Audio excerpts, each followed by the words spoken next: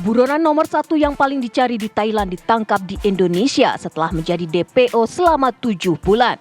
Chow Walid Tong Duang ditangkap tim polisi gabungan di sebuah apartemen di wilayah Badung, Bali.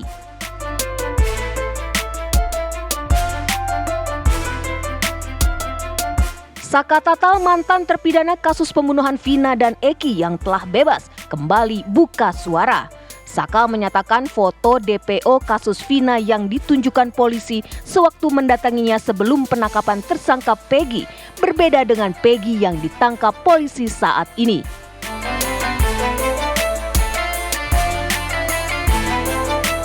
Di tengah derasnya desakan publik meminta kepolisian mengusut tuntas kasus pembunuhan Vina dan Eki, kini publik dikejutkan dengan munculnya tangkapan layar rekaman CCTV yang diduga berkaitan dengan kasus pembunuhan Vina tahun 2016. Saksikan ulasannya dalam program Apa Kabar Indonesia Malam.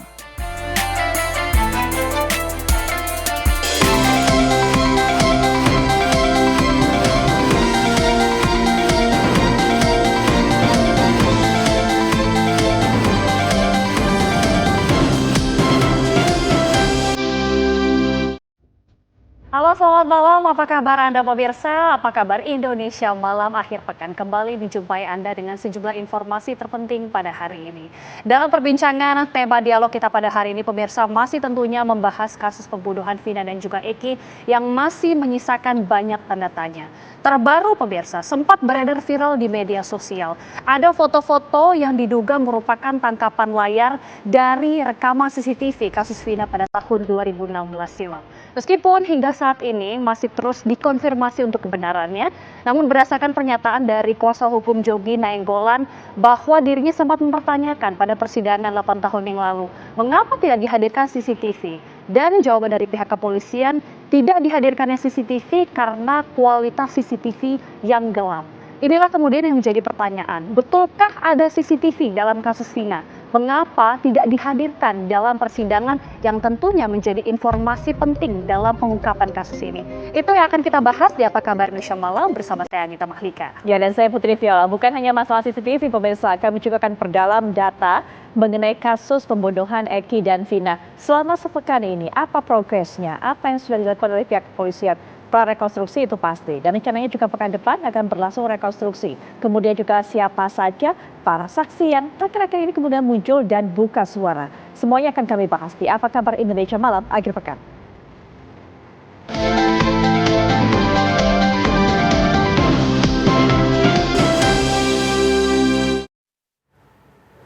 Kita buka Apa Kabar Indonesia Malam dengan informasi Saka Tatal, mantan terpidana kasus pembunuhan Vina dan Eki yang kini telah bebas, mengaku didatangi sejumlah anggota polisi di rumahnya di Cirebon, Jawa Barat sekitar 2 minggu yang lalu.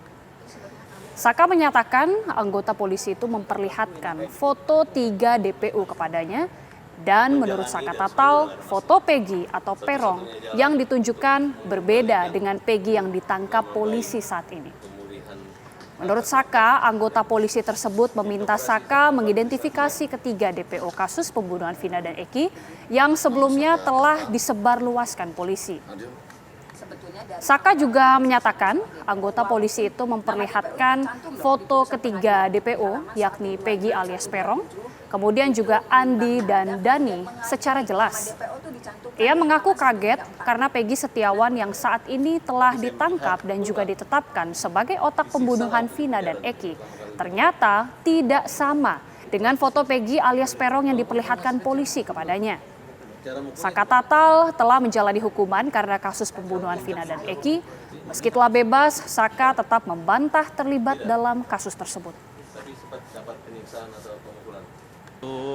2 minggu yang lalu ada kepolisian dari Polresta Cirebon dan Polda Bandung datang ke rumah dan menanyakan bahwa yang DPO tersebut dan dikasih tahu foto-fotonya dan nama-namanya. Yang ini foto-fotonya dan sama yang dipoto yang ditangkap yang sekarang itu beda jauh. Boleh diceritakan yang Saka lihat di foto itu seperti apa? Ciri-cirinya? Ciri-cirinya tuh dari muka sama dari telinga aja udah beda. Telinga katanya kan berisingan, bolong. Sama dari muka aja udah beda sama Peggy yang sekarang. pada saat itu kan ada 3 DPO Iya. dan salah satu Peggy Setiawan ini katanya hitam, kemudian pendek dan juga rambutnya keriting. Nah di situ ada nggak ciri-ciri itu? Ada, Oh, rambutnya keriting. rambutnya keriting. Tapi yang Peggy yang sekarang ditangkap itu beda jauh sama yang difoto, yang ditunjukkan oleh pihak kepolisian. Berarti itu sangat tidak jelas ya. Beda jauh. Tidak sesuai dengan profilnya. Tapi pas di dalam sel itu dilihatin pas 2 minggu lalu ya? Atau di dalam Baru sekarang. Baru sekarang, Mbak. sekarang ya? Bukan di sana. Bukan di sana, baru sekarang Oh, baru sekarang. Di mana ya? di rumah. Pengacara Farhad Abbas bergabung dengan tim kuasa hukum mantan narapidana kasus pembunuhan Vina Eki, Saka Tatal. Farhad Abbas menegaskan akan mengambil langkah hukum peninjauan kembali untuk memulihkan nama baik Saka Tatal.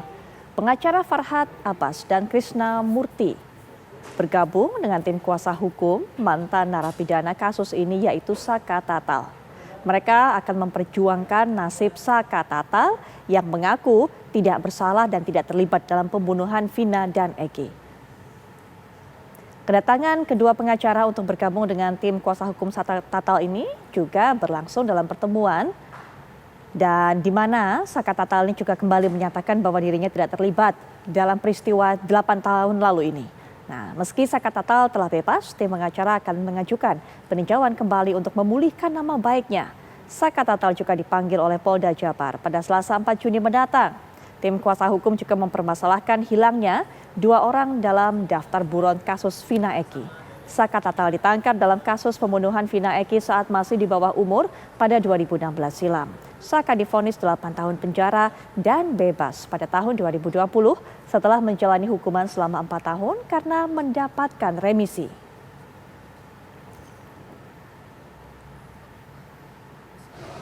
Bahwa kasus ini sudah menghukum 7 terpidana seumur hidup. 1 8 tahun dengan 3 DPO.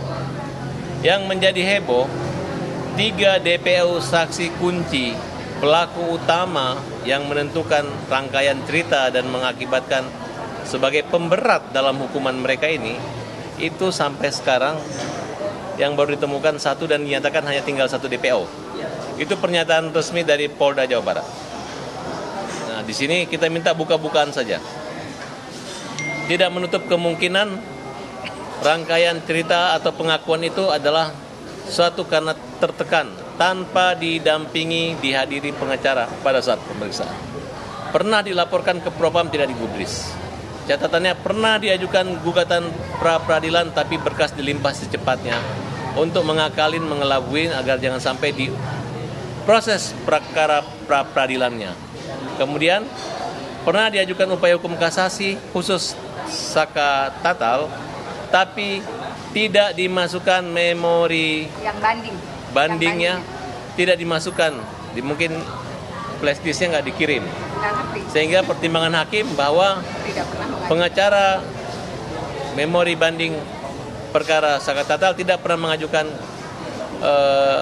memori banding atas perkara ini. Nah, ini yang berwujudnya sangat tidak adil gitu. Mudah-mudahan ini juga bisa masuk juga sebagai bagian daripada bahan untuk mengajukan PK. Pemirsa, pengungkapan kasus pembunuhan Vina dan Eki pada 2016 terus bergulir. Kali ini muncul saksi baru bernama Mel yang mengaku melihat langsung detik-detik pembunuhan tragis itu. Ya, namun menurut kuasa hukum Peggy Setiawan, Tini, Mel hanya mencari sensasi dan membuat kegaduhan.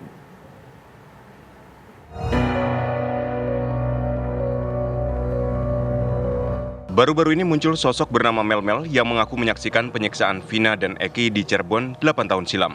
Kemunculan Mel di hadapan publik mengklaim dirinya melihat peristiwa tragis tersebut. Ada berapa orang yang Sudah lihat? ada pemukulan. Kalau berapa orang itu ada sekitar 10 lebih lah, Bu. Lebih daripada 10 yang pastinya. Saya nggak ngitung kan pada saat itu. Yang saya lihat kan si Eki ini dipukul. Yang pertama dipukul kan Eki, Bu. Disiksanya itu Eki. Nah, tempat saya mau mau maju, tapi saya ini takut juga Bu. Saya mau maju nih karena posisi saya sendirian. Anda kenapa tidak melaporkan ke orang di sekitar? Tidak ada. Pada saat itu sepi memang Bu. Oke. Nggak ada sama sekali orang. Kemudian yang terjadi setelah Eki dipukul, apa yang terjadi dengan Vina? Setelah Eki dipukul, Eki sudah saya lihat juga sudah nggak bergerak kayaknya dia itu. Baru udah lama si Vina ini yang disiksa. Kemunculan Mel-Mel ke publik kini mendapat sorotan dari pihak Peggy Setiawan. Kuasa hukum Peggy Setiawan, Tony RM, menilai Mel-Mel hanya mencari sensasi. Menurutnya, kesaksian Mel-Mel hanya membuat gaduh publik. Selain itu, Tony mengatakan jika Mel-Mel benar, ia akan mendampingi dirinya untuk mengungkap kasus pembunuhan Vina tersebut.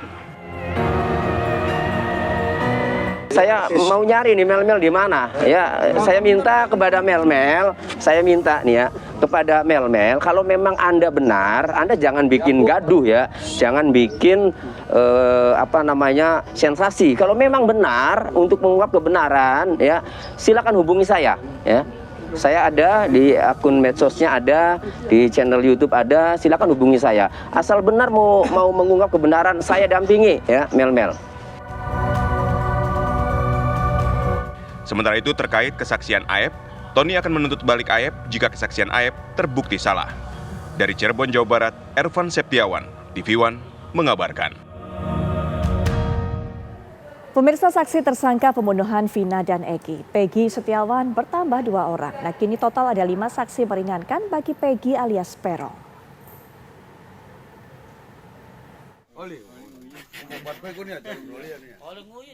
Setelah memeriksa 3 orang saksi dalam kasus pembunuhan Vina pada tahun 2016 silam, kuasa hukum Peggy Setiawan menyiapkan 2 orang saksi meringankan lainnya.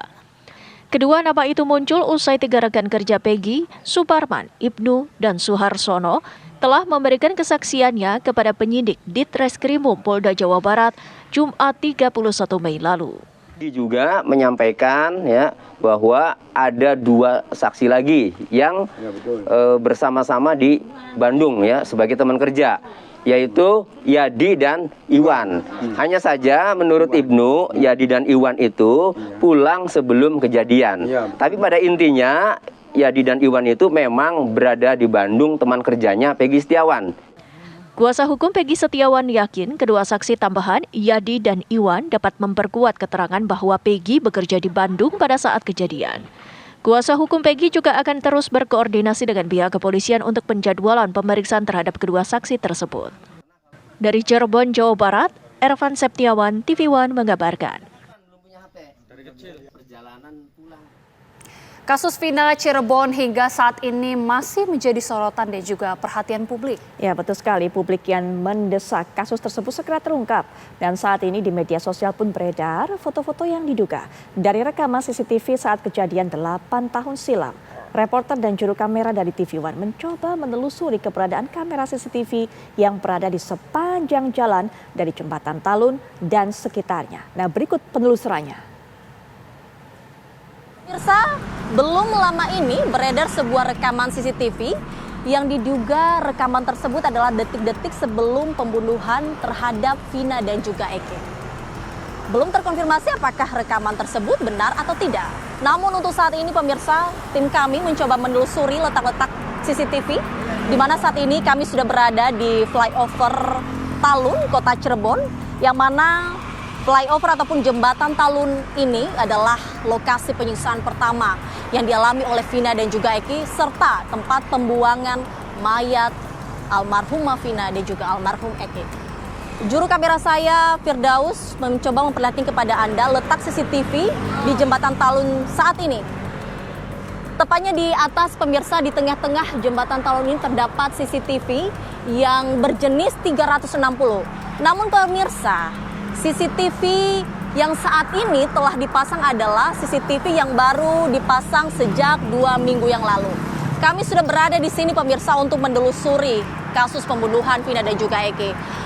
Sebelum kami sampai di sini, CCTV tersebut tidak ada. Namun sejak 2 minggu yang lalu, tiba-tiba CCTV sekarang sudah dipasang. Nah, ini masih di bawah pemirsa, kami akan coba menelusuri letak-letak ataupun titik-titik CCTV di sepanjang jalan ini dari Jembatan Talun hingga menuju ke bawah. Ikuti saya pemirsa. Pemirsa, ternyata 200 meter dari jembatan flyover Talun terdapat minimarket pemirsa. Dan tadi kami sempat bertanya bahwa minimarket ini sudah ada sebelum kejadian. Berarti sudah lama pemirsa. Dan faktanya apa pemirsa? Ternyata di atas ini terdapat CCTV. CCTV yang seharusnya bisa menangkap semua peristiwa yang terjadi di sepanjang jalan menuju flyover Talun hingga ke arah SMP Negeri 11 Kota Cirebon.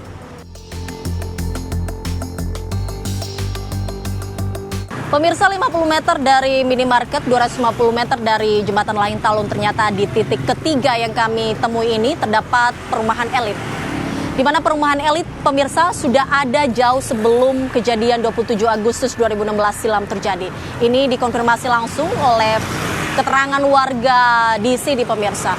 Dan artinya apa pemirsa? Di depan perumahan elit ini terdapat CCTV yang mengarah langsung ke jalan raya. Kalau kita lihat di BAP pemirsa, korban Vina dan juga Eki serta segerombolan pelaku tersebut melewati jalan ini pemirsa. Dari SMPN 11 hingga menuju jembatan layang Talun. Namun hingga saat ini di dalam persidangan tidak ada satupun barang bukti CCTV yang ditemukan.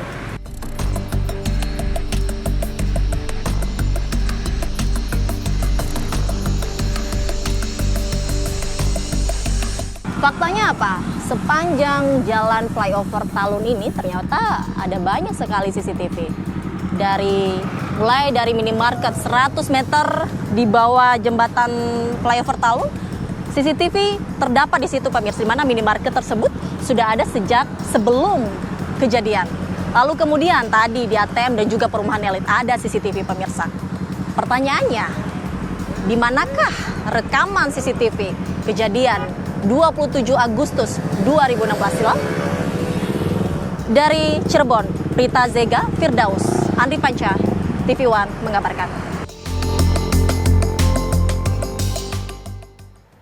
Peraturan pemerintah nomor 21 tahun 2024 yang mewajibkan para pekerja untuk mengikuti tabungan perumahan rakyat atau TAPERA sebesar 3% dari gaji atau upah pekerja terus mendapatkan penolakan dari masyarakat maupun pengusaha.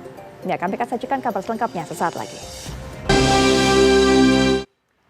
Pemirsa, peraturan pemerintah nomor 21 tahun 2024 yang mewajibkan para pekerja untuk mengikuti tabungan perumahan rakyat atau TAPERA sebesar 3% dari gaji atau upah pekerja terus mendapatkan penolakan dari masyarakat maupun pengusaha.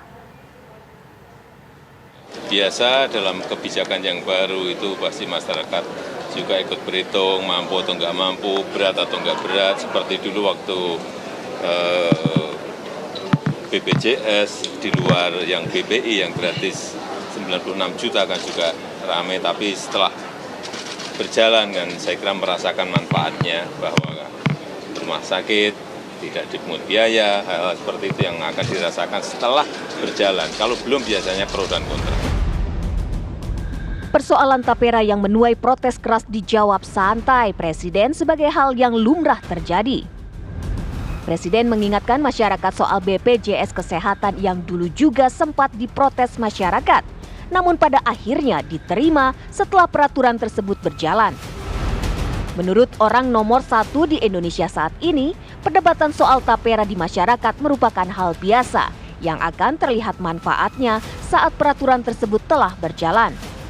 Pemerintah pun berdalih, saat ini ada kondisi kesenjangan antara banyaknya rumah terbangun dengan jumlah rumah yang dibutuhkan rakyat.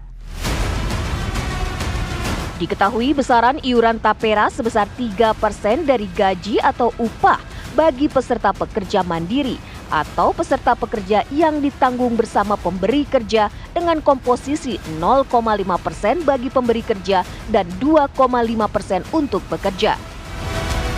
Iuran tersebut bagi sebagian masyarakat dan para pengusaha sangat memberatkan, mengingat sudah ada potongan atau iuran BPJS tenaga kerja, di mana salah satu bagiannya diperuntukkan untuk perumahan. Menjadi polemik di sini adalah bahwa Tapera ini adalah sebuah tabungan ya, tabungan perumahan rakyat. Itu konsepnya ini dijadikan penambahan iuran untuk program jaminan sosial.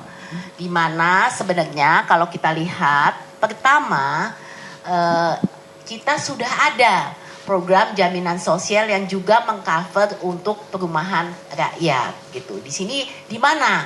Nah, kita melihat bahwa saat ini BPJS Ketenagakerjaan, kita sudah mengiur BPJS Ketenagakerjaan itu ada program JHT, jaminan hari tua, yang 30% dananya itu sudah bisa dimanfaatkan untuk manfaat layanan tambahan. Dan itu bisa dipakai untuk perumahan. Pertanyaannya, Tapera ada nggak iuran negara? Nggak ada. Ini sama aja tanggung jawab negara dikasih kepada rakyat, buruh dan pengusaha. Nah, kalau kita mengacu pada program MLT yang bantuan perumahan, dia ada jaminan hari tua, itu nggak kena. Kalau perumahan ya harus perumahan.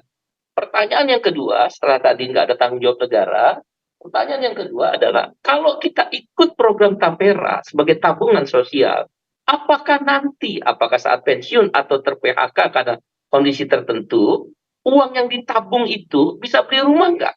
Kalau nggak bisa beli rumah, ya buat apa ada Tapera? Untuk itu, sejumlah anggota DPR dan politisi yang menyoroti program Tapera meminta agar kebijakan ini ditinjau kembali. Coba dipertimbangkan kembali keefektifannya gitu ya. Apakah juga ini akan kemudian dikembalikan dalam bentuk rumah ataukah bisa diuangkan dengan menunjuk ataupun dengan peruntukannya adalah untuk perumahan. Dan ini masih banyak pertanyaan sesungguhnya. Jadi kami melihat bahwa pemerintah perlu meyakinkan masyarakat bahwa program ini bagus, bahwa program ini memang bisa meyakinkan masyarakat agar memiliki rumah. Dan yang terakhir, kami berharap program ini dikaji ulang, didalami, dan perlu mendapatkan masukan dari berbagai masyarakat, termasuk elemen serikat pekerja, buruh, akademisi, dan tokoh-tokoh. Rencananya, program Tapera kemungkinan akan diberlakukan pada tahun 2027 mendatang. Mengingat banyaknya protes yang dilayangkan masyarakat, akankah peraturan ini tetap berjalan sesuai rencana? Ataukah pemerintah baru Prabowo Gibran meninjau ulang peraturan ini? Tim TV One mengabarkan. Buronan nomor 1 yang paling dicari di Thailand ditangkap di Indonesia setelah menjadi DPO selama 7 bulan. Ya, Chow Walit Tong Duang ditangkap tim polisi gabungan di sebuah apartemen di wilayah Badung, Bali.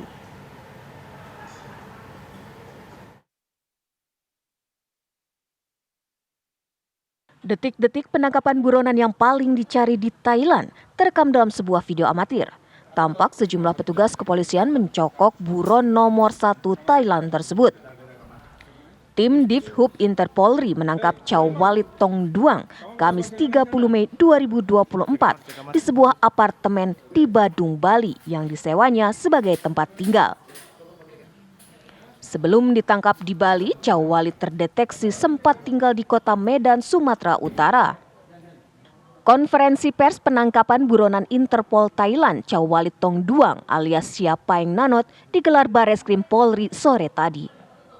Telah berhasil melakukan penangkapan terhadap buronan yang dianggap salah satu yang buronan nomor 1 di Thailand atas nama Chow Walit Tong Duang alias Pang Nanode alias Sulaiman. Buronan yang berhasil diamankan ini merupakan salah satu seorang pelaku kriminal yang telah ditetapkan sebagai buronan yang paling dicari di Thailand oleh pihak otoritas Thailand. Karena telah melakukan berbagai kejahatan sebelum akhirnya melarikan diri ke Indonesia untuk bersembunyi.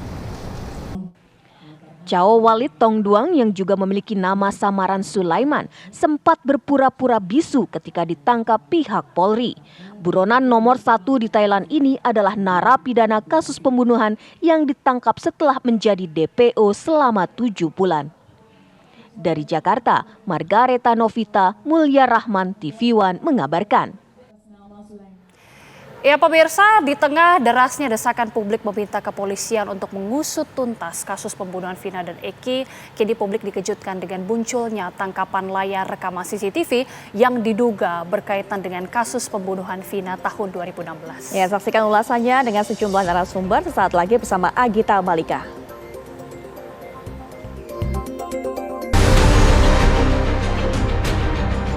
Ya pemirsa, CCTV atau rekaman ataupun tangkapan layar yang diduga merupakan CCTV dari kasus pembunuhan Vina dan juga Eki yang mencuat setelah 8 tahun lamanya pemirsa. Ini sempat viral di media sosial. Menjadi pertanyaan juga, meskipun hingga saat ini masih terus dikonfirmasi kebenarannya.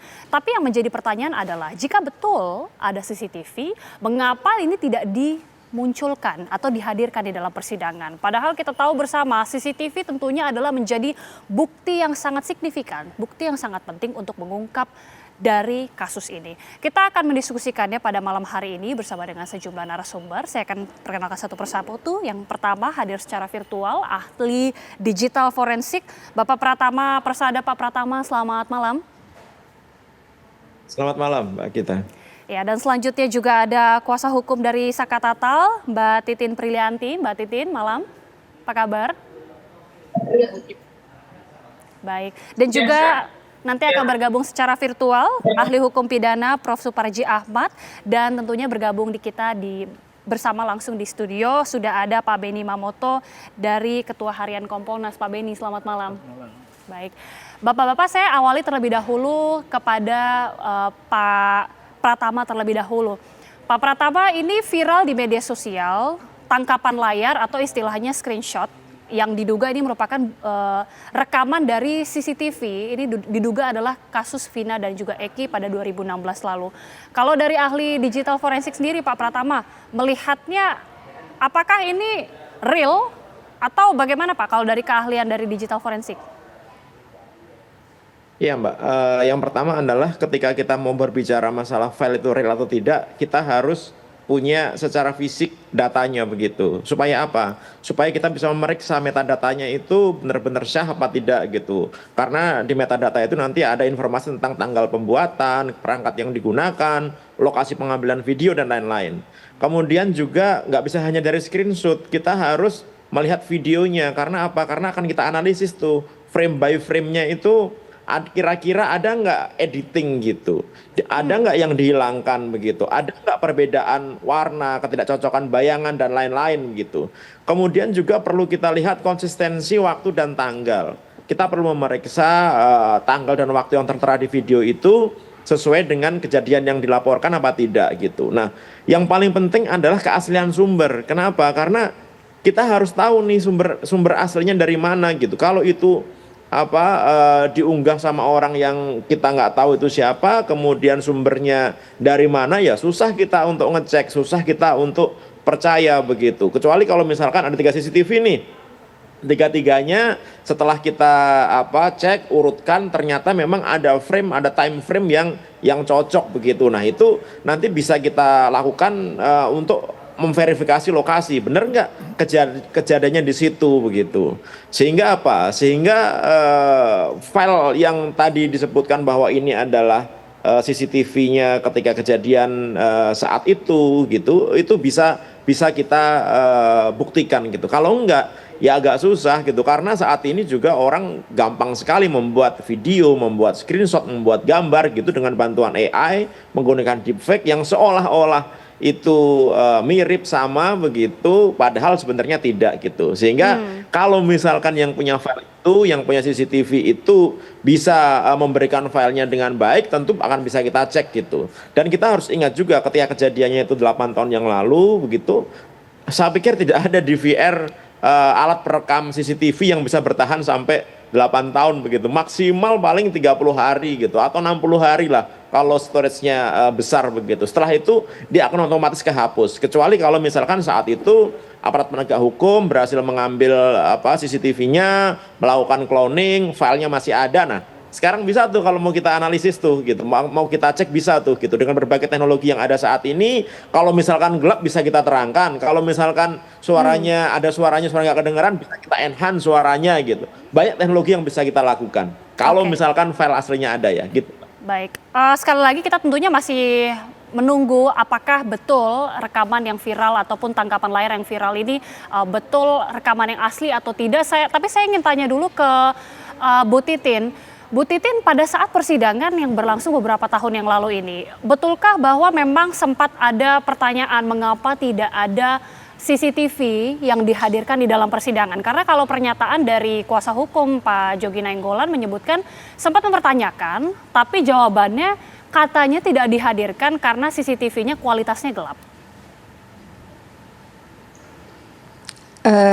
Ya Mbak, sebetulnya saya masih pegang catatannya pada sidang tanggal 17 Februari 2017 itu sidang itu dimulai sebetulnya pukul 9 tapi waktunya agak mulur.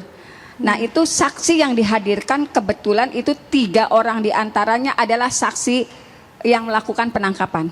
Di situ juga kami selaku kuasa hukum di dalam persidangan di tanggal 17 Februari 2017 sempat menanyakan masalah CCTV karena terkonfirmasi di dalam persidangan di situ ada sekitar 5 atau 7 CCTV sejak Jalan Perjuangan sampai ke flyover Talun.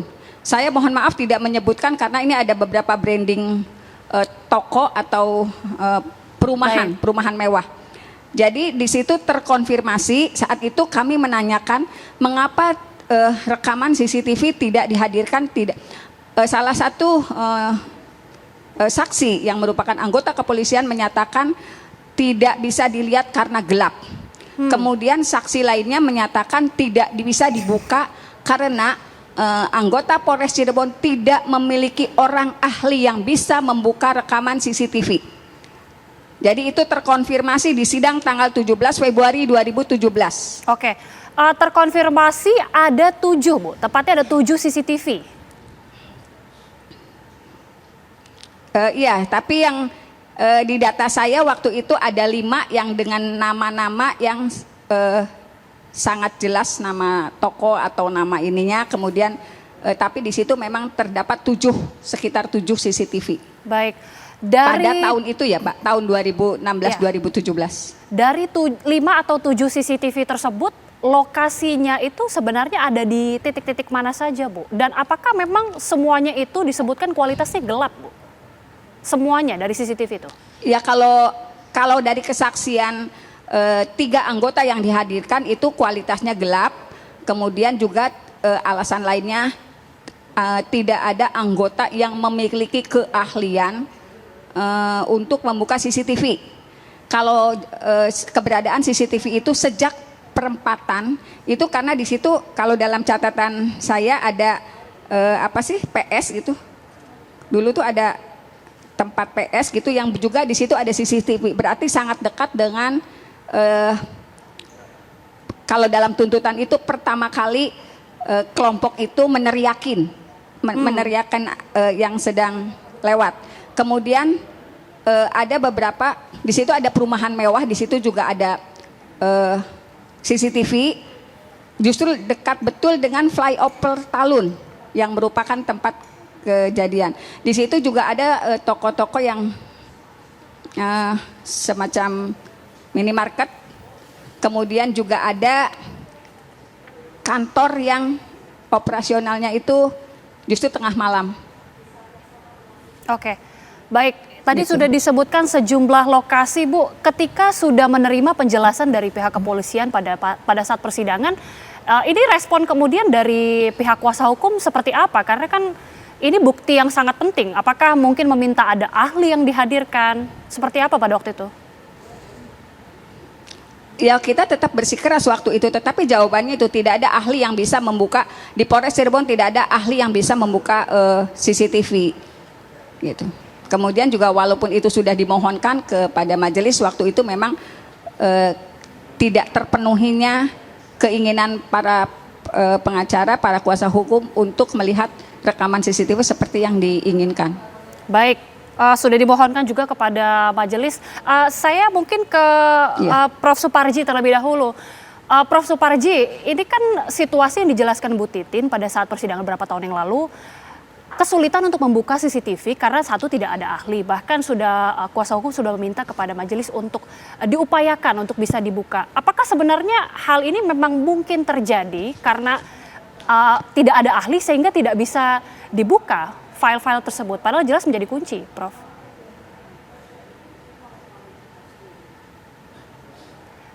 Prof, boleh di-unmute, audionya masih belum terdengar. Ya, pertama saya mengapresiasi dinamika dan kemajuan ada CCTV ya. Dan yang kedua, kembalikan pada penerapan alat bukti elektronik ya.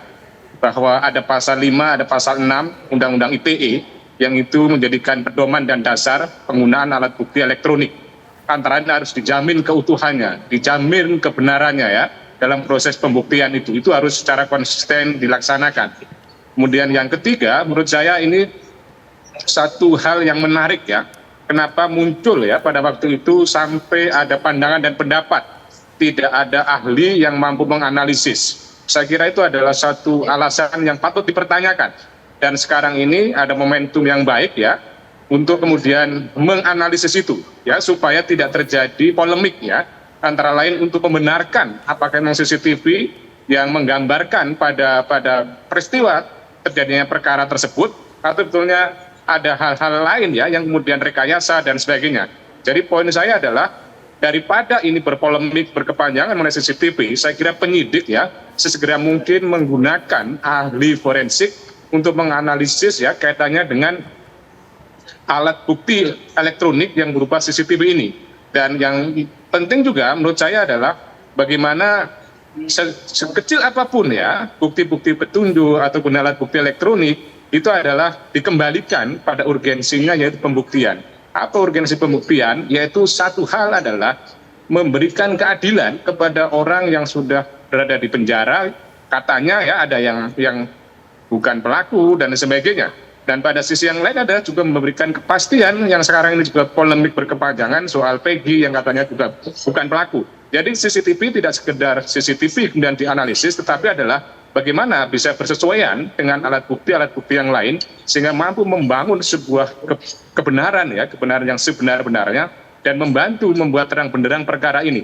Jadi ini satu dinamika baru yang kemudian muncul CCTV ini, dan kalau pada waktu sudah mengemuka dan kemudian katanya tidak bisa dianalisis, saya kira ada patut dipertanyakan gitu. Karena pada waktu itu juga sudah banyak perkembangan teknologi, banyak ahli, dan yang sekarang ini kalau kemudian muncul lagi CCTV adalah patut dipertanyakan juga apakah masih bisa dijamin originalitasnya gitu loh, sehingga kemudian kita tidak sepenuhnya mempercayai sebagai salah satu alat bukti, tetapi dikaitkan dengan alat bukti yang lain, apakah dengan saksi yang ada di situ, kemudian bukti petunjuk di situ, konsistensi waktu, rasionalitas logika gambarnya dan lain sebagainya.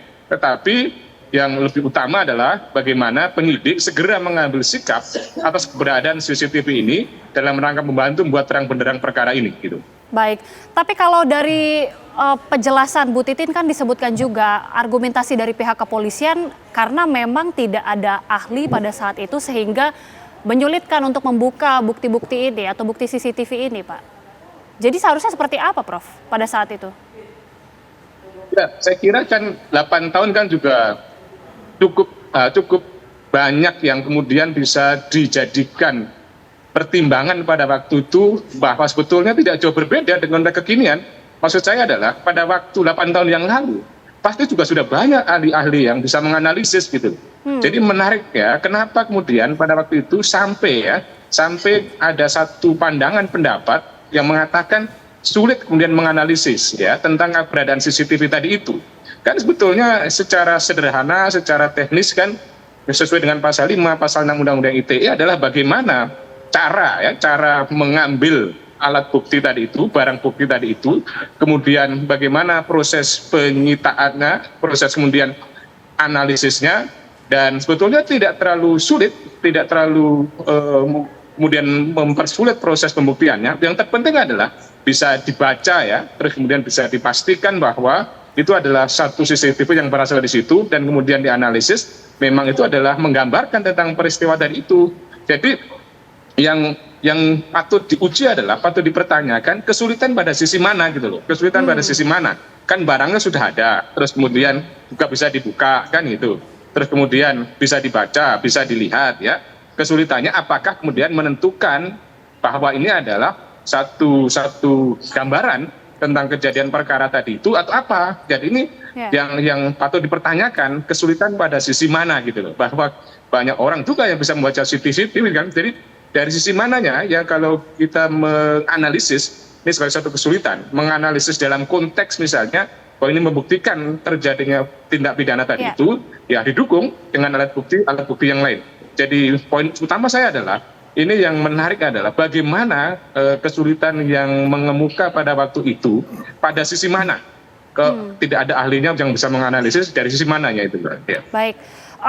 Saya ke Pak Beni. Pak Beni, kalau tadi Prof. Suparji mengatakan CCTV itu bukti-bukti yang dihadirkan itu adalah untuk urgensi untuk pembuktian. CCTV ini Pak, kalau menurut pandangan Pak Beni, Kompolnas dan juga selaku mantan penyidik, seberapa penting untuk mengungkap kasus ini? Nanti boleh dijawab usai jeda. Sesaat lagi pemirsa, kami kembali.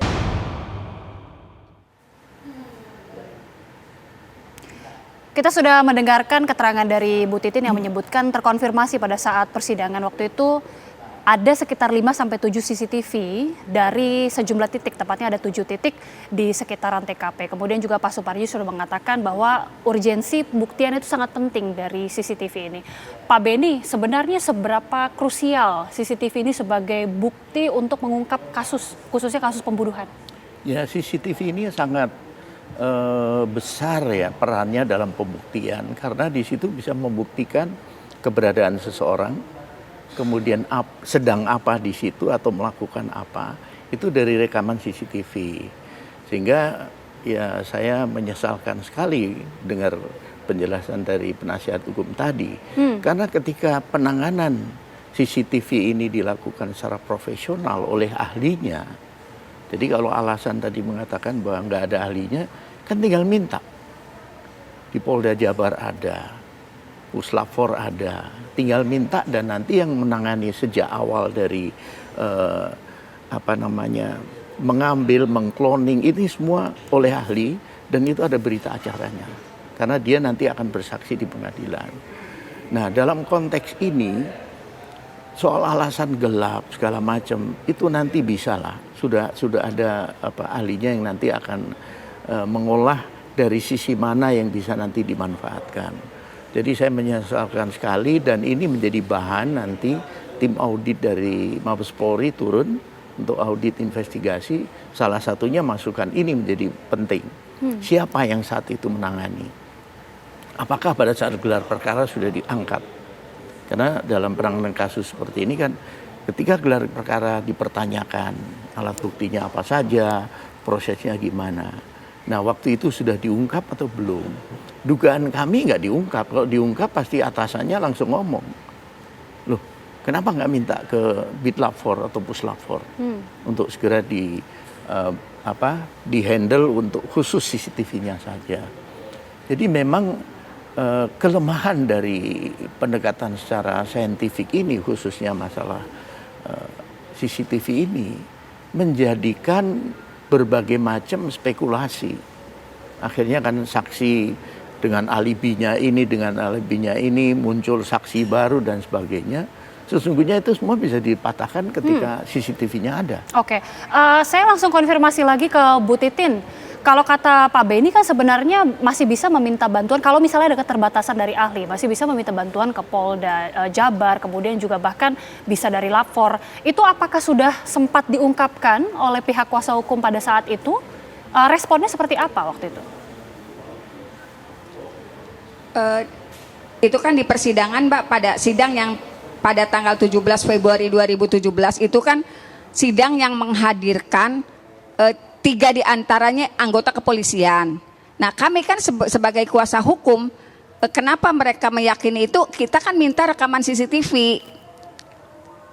Jawabannya waktu itu pertama gelap, kedua ada jawaban yang tidak bisa dibuka karena tidak di Polres Cirebon tidak ada ahli yang bisa membuka rekaman CCTV. Kemudian kita mohonkan barangkali majelis bisa menghadirkan saksi yang bisa membuka rekaman CCTV.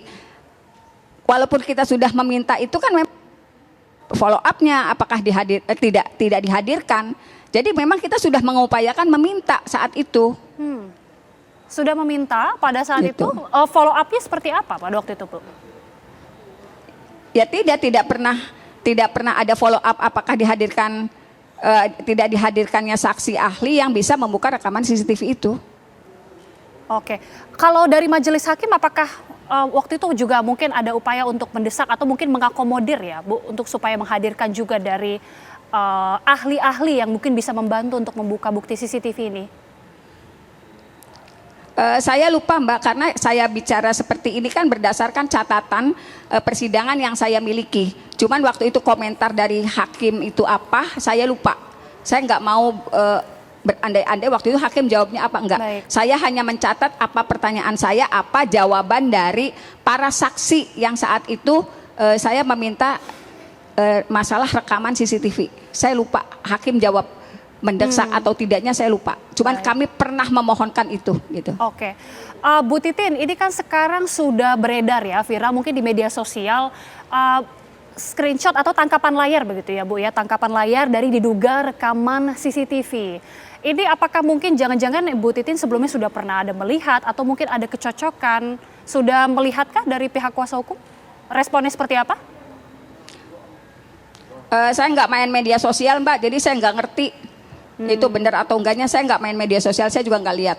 Oke, jadi dari pihak kuasa hukum juga tidak melihat ya video yang sempat beredar itu ya Bu ya? Kalau yang lain saya nggak tahu, tapi saya tidak bermain di media sosial, jadi saya nggak lihat. Oke, jadi kalau dari pihak kuasa hukum sendiri harapannya seperti apa Bu jika memang ada bukti CCTV ini? Ya harapannya walaupun itu sudah 8 tahun karena waktu di persidangan sudah terungkap bahwa rekaman CCTV itu ada tetapi gelap dan tidak bisa dibuka oleh ahlinya, berarti dari penyidik waktu itu memiliki rekaman CCTV itu secara fisik yang tidak diperlihatkan kepada kami. Ya sekarang di mana sekarang rekaman CCTV itu berada gitu. Oke. Mungkin saya sekarang ke Pak Pratama. Pak Pratama, kalau berdasarkan pernyataan dari Bu Titin, ini kan ada kesulitan untuk membuka rekaman CCTV. Sebenarnya bagaimana sih keahlian yang diperlukan untuk bisa membuka CCTV yang ada sekitar CCTV yang mengalami kendala gelap misalnya, atau ada kendala-kendala lainnya? Yang pertama adalah ketika alasan tidak bisa buka CCTV, menurut saya agak absurd ya, gitu. Ini absurd, kan alat yang sederhana, absurd gitu, aneh gitu. Ini alat yang sangat sederhana sekali. Kemudian recordingnya juga di hard disk biasa gitu. Kemudian juga kalaupun ada PIN atau password, hard disknya itu bisa tetap kita ambil dalemannya gitu. Kalaupun misalkan si pemilik DVR-nya nggak boleh gitu, walaupun sebenarnya harus memberikan ini ya, kalau untuk penegakan hukum harus memberikan passwordnya ya gitu. Tetapi ini nggak ada susahnya sama sekali gitu, sama sekali nggak ada susahnya. Dan saat itu saya pikir ketika ngomong masalah gelap, CCTV sudah ada night vision sejak bertahun-tahun sebelum kejadian tersebut gitu. Jadi kalau menurut saya agak logis. Tetapi yang perlu kita perhatikan adalah Mbak Gita, bahwa kita perlu juga ketika nanti CCTV ini dipakai untuk bukti di persidangan gitu, kita benar-benar harus memastikan keasliannya, authenticity-nya gitu. Karena apa? Karena keaslian ini penting supaya apa? Supaya kita membuktikan tidak ada manipulasi, tidak ada editing, tidak ada penyuntingan gitu. Nah, keasliannya bisa dibuktikan melalui metadata yang tadi saya sebutkan. Kemudian dua, masalah relevansinya. Rekaman ini harus relevansi dengan kasus yang sedang disidangkan gitu. Misalkan ada keterkaitan nggak dengan peristiwa-peristiwa yang ada begitu. Nah, kalau file tidak dibuka, ya kita nggak tahu apakah itu CCTV yang benar, filenya benar gitu, apakah filenya berkaitan dengan perkara itu atau tidak gitu. Karena nggak diperlihatkan gitu. Terus yang penting juga adalah masalah integriti atau keutuhannya gitu. Jadi rekaman itu harus dalam kondisi utuh, nggak boleh dipotong-potong begitu. Kenapa? Karena kalau udah dipotong-potong nggak relevan kejadiannya, jadi nggak bisa terbaca. Nah, yang tidak kalah pentingnya lagi adalah chain of custody gitu. Bagaimana penjagaan barang bukti ini harus ada dokumentasi yang jelas. Siapa yang mengakses, siapa yang mengontrol rekaman CCTV sejak direkam, sejak dikopi, sejak diambil begitu, untuk memastikan bahwa rekaman tersebut tidak diubah atau dimanipulasi pada saat proses penyimpanan, karena saat proses penyimpanan bisa manipulasi gitu. Kemudian masalah kejelasan dan kualitas ini gampang ini gitu. Kejelasan kualitas itu banyak aplikasi yang bisa kita gunakan untuk mengenhance gitu, mau terang gitu atau mau lebih sharp, mau lebih jernih gitu bisa gitu. Kemudian masalah waktu, tanggal gitu. Nah, rekaman ini juga harus ada tuh timestamp-nya tuh yang mencantumkan waktu dan tanggalnya yang akurat gitu. Karena kadang-kadang gini, kadang-kadang CCTV DVR itu tanggalnya itu tidak sesuai dengan kejadian saat itu, karena mungkin si pemiliknya nggak ngerti IT, dia nggak men-setting jamnya gitu. Tapi itu bisa kita buktikan dengan perbandingan CCTV yang lain. Tadi kan dibilang ada 5 CCTV ya gitu. Ini kalau ada filenya, ternyata enak banget ini. Kita bisa melakukan komparasi, kita bisa ngelihat asliannya dan lain-lain gitu. Ya jadi masalah saya tadi setuju bener. Di mana nih filenya nih? Kalau filenya ada, gampang kita, banyak ahli yang bisa gitu untuk melakukan analisis apakah rekaman CCTV itu asli atau tidak, otentik apa tidak, dipotong-potong atau tidak dan lain-lain gitu, Mbak. Oke, yang saat ini kan beredar viral di media sosial adalah tangkapan layar atau screenshot dari rekaman ini diduga CCTV. Bagaimana membedakan ini palsu atau tidak, Pak Pratama? Atau patut diragukankah ini? Nggak bisa. Ya ragu dong kalau sekarang dong gitu. Kalau sekarang kan kita nggak ngelihat file aslinya seperti apa. Tadi saya sebutkan untuk menyebutkan bahwa ini adalah sah, benar, itu ada beberapa syarat yang harus kita lakukan, harus kita cek benar filenya gitu. Nah, oleh karena itu ini aparat penegak hukum kalau udah terlambat ya cari ini siapa nih yang melakukan screenshot gitu, yang mengupload gitu. Dia dapat filenya dari mana? Dia dapat ngambilnya dari mana gitu. Nah, kalau dia bisa dapat, kalaupun misalkan ini ternyata benar dari rekaman CCTV yang dia miliki gitu, nah nanti bisa kita cek tuh ada proses editing nggak, filenya utuh nggak selama kejadian itu, ada nggak dipotong-potong dan lain-lain gitu. Sehingga kalau kita hanya lihat dari screenshot agak susah, Mbak, karena gampang sekali. Saya di dalam gambar ini kalaupun saya mau bikin ada foto Mbak Agita di situ juga bisa tuh, gitu. Gampang sekali saya bikinnya. Dengan zaman gitu. sekarang sangat mudah ya, Pak ya. Iya gitu. Salah satu mukanya saya ganti mukanya Mbak Agita gitu, gampang sekali gitu. Dan itu kalau dengan mata telanjang susah membuktikannya gitu. Artinya ya kita harus betul-betul lihat file aslinya di mana gitu, Mbak. Oke, Pak Benny, ini kan menarik sekali ya. Tiba-tiba ada muncul viral di media sosial, mungkin hanya tangkapan layar seperti ini, tapi sempat viral di media sosial dan ternyata dikonfirmasi memang sebenarnya dulu ada bukti rekaman CCTV, bahkan ada 6-7 bukti. Bagaimana kemudian mengaitkan ini tiba-tiba beredar, tapi motivasinya apa jika ini ternyata tidak benar? Ya, yang pertama pihak penyidik pasti ya sudah langsung merespon untuk mengecek harusnya sudah harus merespon ya, pasti Pak, ya? Sudah, itu pasti sudah, karena kalau memang benar dan bisa ditelusuri, ternyata ada yang punya rekaman itu, kemudian misalkan salah satu rumah yang sepanjang jalan itu, ini sangat membantu. Nah, ini saya yakin sudah direspon. Nah, sekarang masalahnya ini kan mungkin bisa dimaknai partisipasi publik. Kalau dimaknai dengan kacamata kita berpikir positif ya, ini partisipasi publik untuk menginformasikan, nih loh ada ini. Kemudian juga munculnya saksi-saksi baru. Kenapa baru sekarang? Kenapa nggak dari dulu dan sebagainya. Sekali lagi ini partisipasi publik di era keterbukaan sekarang ini. Polri tentunya perlu merespon semua itu untuk mengecek kebenarannya. Contoh, beberapa saksi kan kemudian diberikan panggilan untuk dikonfirmasi, didalami dan sebagainya. Siapa tahu itu nanti keterangannya punya nilai untuk nanti mendukung pembuktian. Nah, tergantung nanti motivasinya yang bersangkutan yang memviralkan ini. Iya, ini menjadi pertanyaan juga. Iya, bisa iseng, bisa serius. Nah, ini dari pihak Polri pasti sudah merespon itu. Oke, pihak Polri pasti sudah merespon dan kita juga tentunya bertanya ya. Pak Suparji, yang patut dipertanyakan juga jika memang hanya ini yang kita lihat ya, viral di media sosial, ada bukti tangkapan layar. Dengan bukti seperti ini yang memang masih dipertanyakan keabsahannya, ini bisa diproses seperti apa dari pihak kepolisian? Karena tentunya kan kasus ini dibuka kembali. Apakah ini juga bisa dijadikan salah satu acuan untuk menelusuri fakta untuk mengungkap kasus ini, atau bagaimana yang harus dilakukan? Usai jeda boleh dijawab Pak Suparji, saat lagi kami kembali.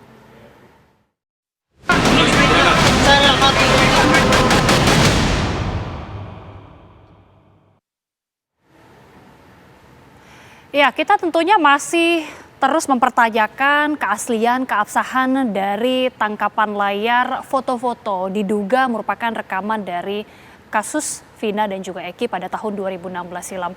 Kembali lagi ke Prof. Suparji, Prof, untuk menjawab pertanyaan yang gantung tadi. Sekalipun ini masih dipertanyakan keasliannya atau keabsahannya, tapi foto ataupun tangkapan layar ini apakah bisa mungkin dia jadikan acuan untuk menuju ke bukti selanjutnya untuk mengungkap kasus ini, Prof? Mungkinkah itu? Ya, saya kira mungkin ya, karena dalam konteks pasal 184 KUHP, kan itu ada alat bukti petunjuk ya, yang ini bisa jadikan petunjuk untuk membuat terang benderang peristiwa ini. Dan yang penting adalah menurut saya penyidik segera mengambil langkah-langkah, tindakan-tindakan untuk memastikan kebenaran CCTV ini. Ya, ini adalah CCTV yang menggambarkan pada peristiwa tersebut, atau sebetulnya CCTV yang kemudian imajinatif ya terhadap peristiwa yang terjadi 8 tahun yang lalu. Ini harus segera diklarifikasi, dikonfirmasi, diberikan kepastian.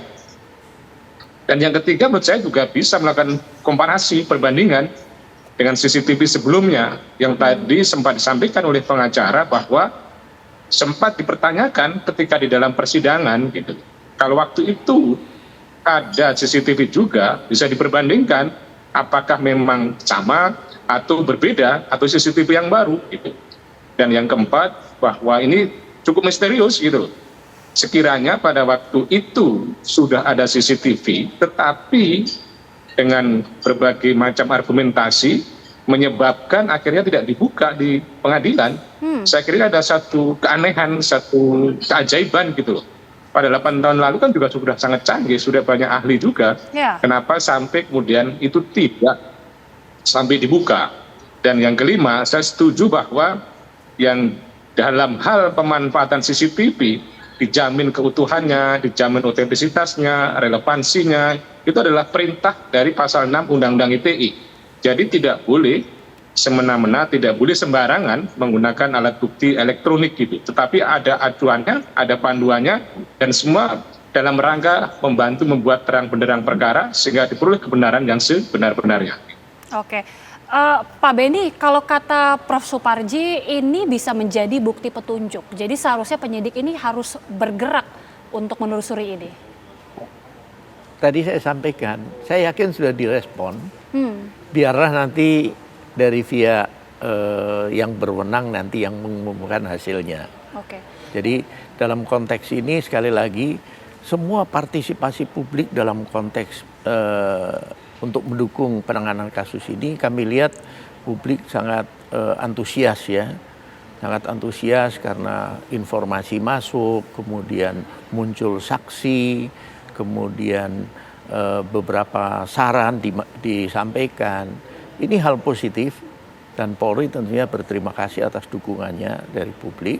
Tinggal nanti semua harus melalui proses diuji, diklarifikasi, validitasnya dan sebagainya.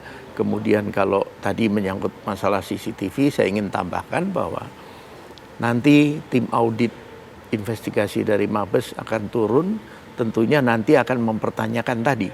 Dikatakan tidak bisa dibuka. Itu barangnya sudah disita atau masih di rumah orang itu? Ini pertanyaannya. Nah, ini nanti akan didalami. Yang jelas di sini fatalnya adalah kan tinggal minta. Tidak perlu dia ngaku ahli atau sok ahli, tinggal minta, ahlinya akan datang dan jadi memproses. Jadi apa yang salah sebenarnya Pak? Kenapa bisa sampai ada sejumlah argumentasi yang menyebabkan itu tidak bisa dibuka, Pak. Itu yang justru kami sangat prihatin kalau sampai seperti itu penjelasannya ya. Nanti akan diklarifikasi lagi oleh tim audit. Kok sesederhana itu jawabannya? Padahal menurut kami penyidikan selama ini itu dengan mudah. Tinggal telepon, puslapor, bitlapor, turun langsung ditangani. Penyidik nggak usah pusing. Hasilnya baru nanti disampaikan ke penyidik. Ya, baik.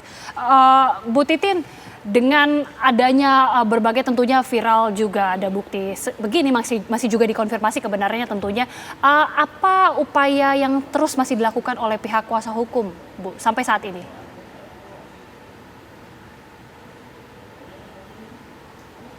Halo, Bu Titin? Ya, halo. Ya. Silakan, Ibu. Kalau upaya kan saya sudah saya lakukan di 2016-2017.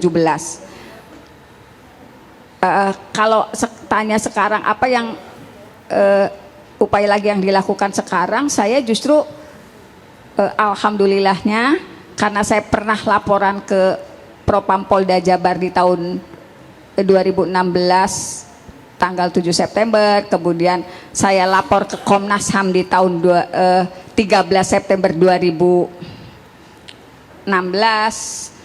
Alhamdulillah sekarang Komnas HAM sudah turun terhadap laporan yang saya buat 8 tahun yang lalu. Jadi itu sudah kemajuan yang luar biasa walaupun sudah sangat terlambat. Tapi karena di poin yang laporan saya di poin 6 itu jelas sepertinya sekarang sedang dicari kebenarannya oleh Komnas HAM.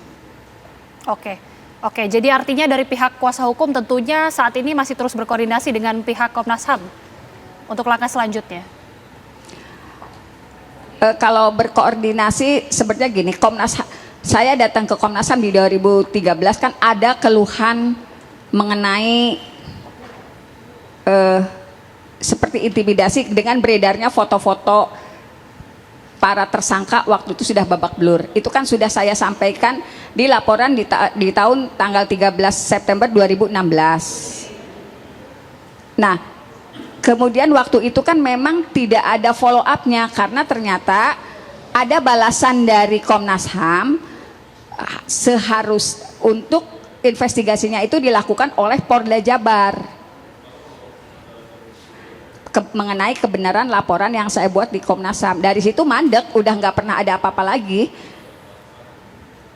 Nah, ketika kasus ini mulai viral kembali, kemudian saya dari media juga mempertanyakan apa sih yang sudah saya lakukan, ya saya ceritakan kembali. Nah, dasar dari saya ceritakan kembali itu sekarang Komnas HAM memang sudah turun, sudah mewawancarai beberapa keluarga karena waktu dulu laporan ke Komnas HAM juga saya jelaskan betul secara rinci 9 atau 10 item ini.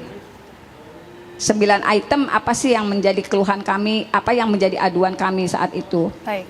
Oke, baik. Jadi sekarang memang Komnas HAM langsung menanyakan terutama kepada Saka Tatal yang sudah ada di luar apa yang sudah terjadi pada saat itu. Dan itu kan saya tidak mendampingi ketika Komnas HAM wawancara dengan Saka Tatal. Silahkan saja Komnas HAM langsung berkomunikasi dengan Saka. Saya juga waktu wawancara antara Komnas HAM dengan Saka juga saya kebetulan ada pekerjaan dan saya tinggal gitu. Baik, kita akan nantikan jadi bagaimana biarkan Komnas HAM menerima informasi langsung dari saya belum menerima kesimpulan apapun dari Komnas HAM karena kelihatannya masih bekerja sampai saat ini. Baik. Terakhir ke Pak Pratama. Pak Pratama, ini kan sudah seperti ini, sudah ada yang viral juga, kemudian juga pasti penyidik akan terus menelusuri untuk bukti CCTV ini. Apa yang kemudian harus dilakukan? Apalagi ini kan sudah 8 tahun berlalu, Pak Pratama. Masih bisakah untuk men-trace kembali ini? Nah, jadi gini, ini menarik sebenarnya. Kenapa? Karena dengan adanya bukti-bukti baru ini nanti bisa digunakan untuk pembuktian baru gitu. Kalau misalkan yang dulu gelap gitu, kemudian bisa dianalisis dengan teknik yang modern gitu, kita bisa melihat buktinya nanti bisa masuk ke persidangan lagi gitu. Nah, tapi yang dipastikan apa yang disampaikan Pak Beni tadi gitu. Ini buktinya sudah ada di penyidik gitu atau masih ada di rumah orang tersebut atau di toko tersebut. Kalau ada di rumah orang tersebut, toko tersebut udah pasti hilang karena pasti akan ketimpa gitu. Nah, itulah makanya pentingnya ada transparansi dan akuntabilitas penanganan alat bukti. Kenapa? Karena dampaknya sangat besar terhadap kasus yang akan terjadi gitu. Dan menurut saya aparat penegak hukum, polisi harus bisa menjelaskan gitu bukti-bukti yang ada itu kenapa kok bisa disampaikan di pengadilan gitu, untuk apa? Menjaga kepercayaan publik gitu.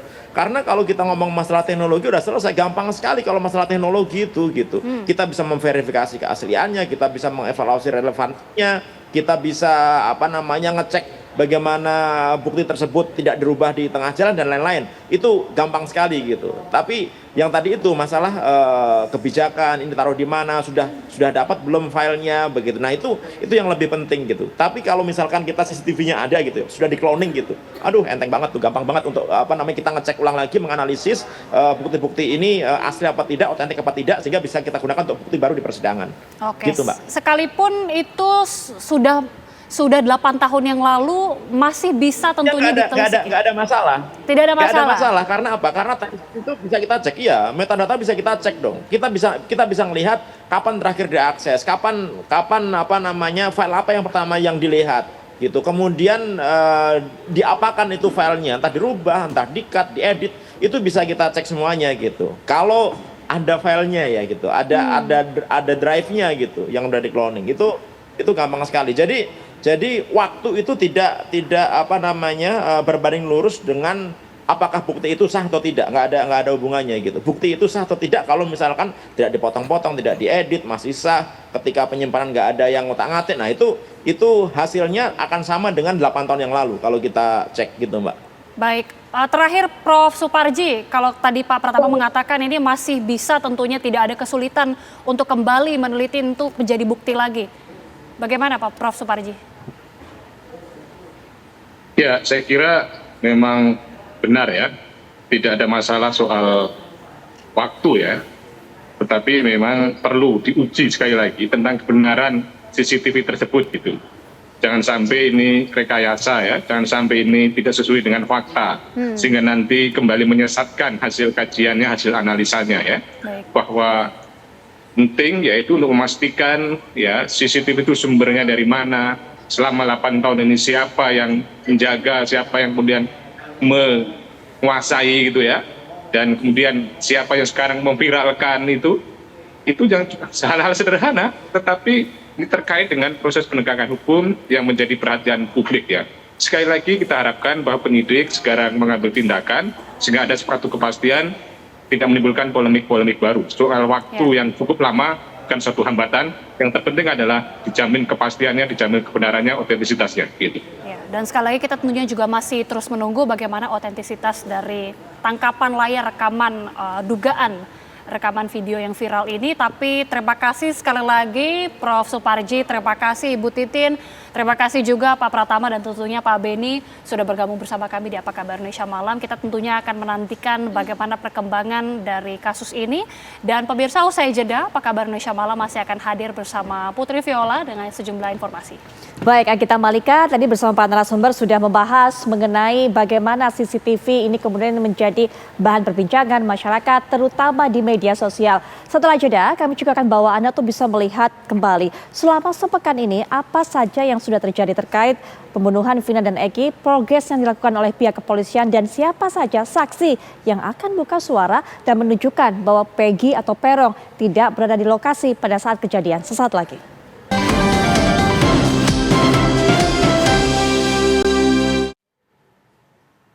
Baik pemirsa, Anda kembali menyaksikan Apa Kabar Indonesia Malam dan bak bola salju kasus pembunuhan Vina yang terjadi pada 8 tahun lalu. Ini mulai memunculkan tokoh-tokoh baru yang selama ini tidak begitu terlihat di hadapan publik. Nah, pernyataan mereka seakan mulai menyingkap kabut kasus yang cukup menghebohkan kota Cirebon di 2016 ini. Ada Saka Tatal, ada Peggy Setiawan alias Peron, ada Aep dan juga yang terbaru adalah Linda.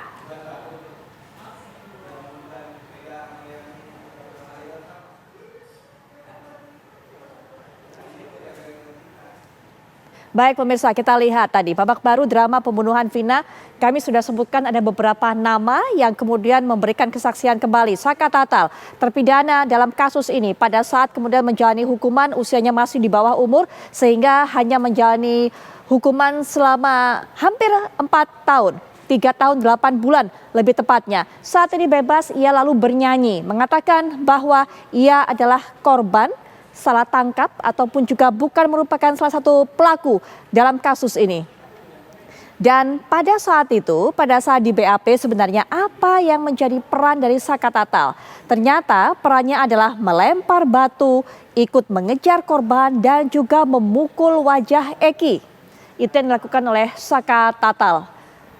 Kemudian berikutnya, nah ini adalah Aep. Salah seorang saksi kunci. Aep ini yang memberikan informasi kepada Ibtu Rusdiana yang merupakan ayah dari almarhum Eki mengenai keberadaan para pemuda saat itu yang diduga yang disebut sebagai penyerang ataupun juga pembunuh pasangan Vina dan Eki. Nah, ini adalah salah satu DPO yang baru saja tertangkap beberapa waktu lalu, Peggy alias Peron. Peggy Setiawan yang disebut juga memiliki nama samaran Robi ditangkap hari Selasa 21 Mei lalu, lokasinya di Bandung, Jawa Barat. Hingga saat ini juga Peggy masih bersikukuh bahwa ia bukanlah otak dari pembunuhan ini dan juga tidak terlibat sama sekali. Lalu ini adalah Marlinda Putri Utami, teman almarhumah Vina, diperiksa sebagai saksi pada 27 Mei lalu. Linda ini juga diminta oleh para netizen pada saat itu untuk buka suara. Pada saat penyidikan dulu 2016, pada saat proses persidangan berlangsung, Linda ini tidak pernah dihadirkan. Tapi karena memang cerita yang beredar, kita tahu bahwa Linda ini kerasukan sehingga kemudian memberikan keterangan pada saat ia tidak sadarkan diri atau pada saat kerasukan. Banyak sekali yang meminta bahwa Linda harus diperiksa oleh pihak kepolisian. Dan akhirnya pemeriksaan dilakukan pada tanggal 27 Mei 2024, tepatnya Senin malam di Polda Jawa Barat.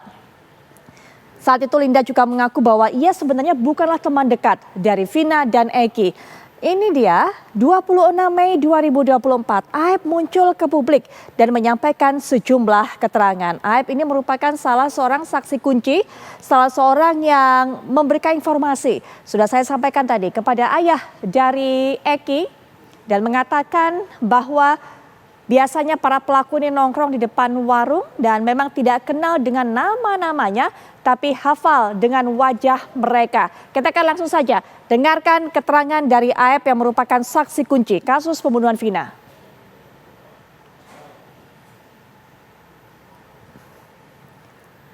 Baik, sebelum kita dengarkan keterangan Aep, kita juga akan lihat 26 Mei 2024 hari Minggu pada saat itu, polisi merilis Peggy Peron sebagai otak utama dan 2 DPO lainnya disebut merupakan fiktif.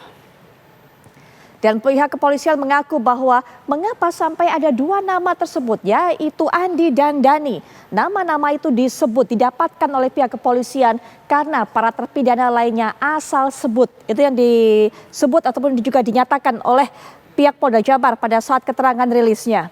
Nah ini dia, 27 Mei 2024 Peggy akan ajukan pra-peradilan atas status tersangka. Anda tentu masih ingat pada saat Peggy dihadirkan di acara press release, Peggy terus selalu berteriak mengatakan bahwa ia bukanlah orang yang bersalah atas kejadian ini.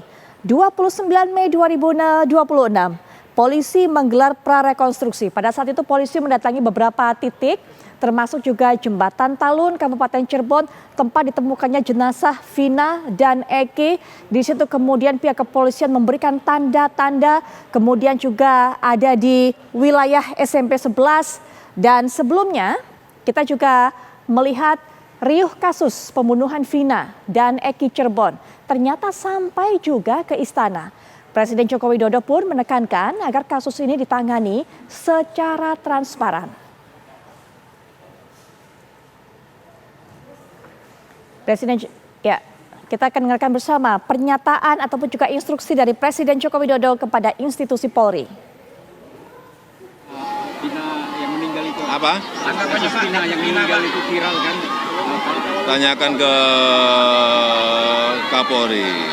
Saya sudah menyampaikan agar kasus itu betul-betul dikawal dan transparan, terbuka semuanya. Tidak ada yang perlu ditutup-tutupi. Kalau ada, transparan, terbuka, tidak ada yang ditutup-tutupi. Itulah keinginan Presiden Joko Widodo terhadap penegakan keadilan di kasus pembunuhan Vina dan Eki ini. Memang kasus ini masih belum menemukan titik terang. Siapa sebenarnya dalang utamanya? Mel-Mel, orang yang mengaku melihat peristiwa penganiayaan dan juga pembunuhan Vina dan Eki ini akhirnya muncul ke permukaan beberapa waktu lalu atau beberapa hari lalu. Nah, kita akan mendengarkan bersama apa yang diterangkan, apa yang dinyatakan oleh Mel-Mel, apa yang ia temukan pada saat itu dan juga yang ia lakukan pada saat peristiwa ini terjadi. Kenal dengan Eki. Malam itu Anda bersama Eki, sang korban. Iya. Dan juga Vina berarti. Iya, ya? Bu, iya. Bisa diceritakan lengkapnya Iya. seperti apa? Jadi tuh sorenya, sebelum kejadian sorenya si Eki nelpon.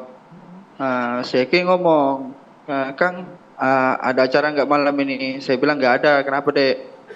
Nanti malam kita jalan, dia bilang begitu kan. Saya lagi ada masalah sama Egi, tapi saya nggak berpikir jauh. Maksudnya saya nggak berpikir jauh itu, saya nggak berpikir kalau si bakal terjadi pembunuhan itu, saya nggak berpikir situ, paling masalah anak-anak lah. Saya bilang begitu kan, dalam hati. Ya enggak ada, ya sudah Kang, nanti malam kita janjian tempat biasa di taman ya. Jadi habis itu sudah jam 8 malam, saya yang nelpon Eki, Dek jadi apa enggak? Kalau misalnya enggak jadi, ya Kang mau lanjut lagi nih kerja. Bilangnya si Eki, jadi Bang, setelah ini kita jemput Pina dulu. Ya itu jemput Pina. Tapi saya sambil bercanda sama Eki, kalau jemput Pina ya bawa temannya lah, Dek. Si Linda, maksud saya gitu kan, Bu. Linda, akhirnya temannya Vina. kami jemput tuh si Linda. Iya, betul. Kan sambil bercanda saya ngomong sama si Ade Eki, masa iya kamu jalan sama Pina Akang sendiri jadi obat nyamuk. Saat itu obrolan saya begitu. Nah, habis itu dijemput, ketemu sudah kami di titik itu. Awalnya masih bicara-bicara aja, belum ada bicara yang masalah si Eki ini bermasalah sama Egi, nggak tahu cerita masalahnya. Maksudnya pas sore itu aja dia ngomong. Akhirnya kami jalan-jalan kami mampir nih di warung. Saya bilang beli minum dulu lah, Dek. Saya bilang begitu kan. Akhirnya kami mampir nih di warung, beli minum. Habis beli minum, pas kami beli minum itu si Pina ini rencananya mau ikut saya, karena gimana geragatnya Pina itu kayak gimana ya, kayak gelisah gitu lah, Bu. Kenapa? Sempat cerita nggak gelisah? Kenapa? Nggak sempat cerita. Nggak lama, beberapa menit kemudian lewatlah 3 motor, teriakin si Eki. Itu siapa? Anda kenal nggak? Nggak kenal, Bu. Cuma si Eki ini ngomong, Kang, itu nah temannya si Egi. Saya ini belum tahu Egi itu yang mana. Sudah saya bilang nggak apa-apa, Dek. Kita lanjut aja jalan. Saya bilang begitu. Itulah perbincangan eksklusif kami dengan Mel-Mel. Apakah keterangan Mel-Mel ini bisa membuka ataupun juga menguak misteri yang ada selama ini? Kita akan terus pantau. Tapi pemirsa, yang pasti kebakaran hebat menimpa satu unit ruko di Jalan Jenderal Sudirman, Desa Tambusai, Batang, Kabupaten Bengkalis, Riau. 4 orang yang merupakan satu keluarga tewas. Dan kami akan sajikan kabar selengkapnya sesaat lagi. Pemirsa, Partai Golkar dan PKS tengah menjajaki kemungkinan berkoalisi pada pemilihan gubernur dan wakil gubernur Jawa Barat bulan November tahun 2024 mendatang. Kedua partai itu pun tengah menjajaki kemungkinan berkoalisi pada pilkada di sejumlah kabupaten dan kota. Ketua DPW PKS Jawa Barat Haru Suwandaru bertemu Ketua DPD Golkar Aceh Hasan Shazili di kantor DPD Golkar Jawa Barat di Jalan Mas Kumambang, Kota Bandung. Ketua DPD Partai Golkar Jabar Aceh Hasan Shazili mengatakan pertemuan dengan PKS membahas tentang pilkada di tingkat Provinsi Jawa Barat dan Kabupaten Kota. Ia pun mengungkapkan tidak menutup kemungkinan berkoalisi meski pada pemilihan presiden kemarin sempat bersaing. Sementara Ketua DPW PKS Jabar Haru Suwandaru telah menjalin komunikasi dengan Partai Golkar membahas potensi koalisi pada pilkada di beberapa kabupaten dan kota, dan pihaknya pun masih menunggu instruksi DPP. Dan pemirsa, rangkaian kabar tadi sekaligus juga menjadi kabar penutup jumpa kita di Apa Kabar Indonesia Malam akhir pekan kali ini. Ya, dan sesaat lagi Anda dapat menyaksikan program Kabar Utama. Mewakili kru bertugas, saya Agita Mahlika. Saya Putri Viola pamit undur diri, selamat malam dan sampai jumpa.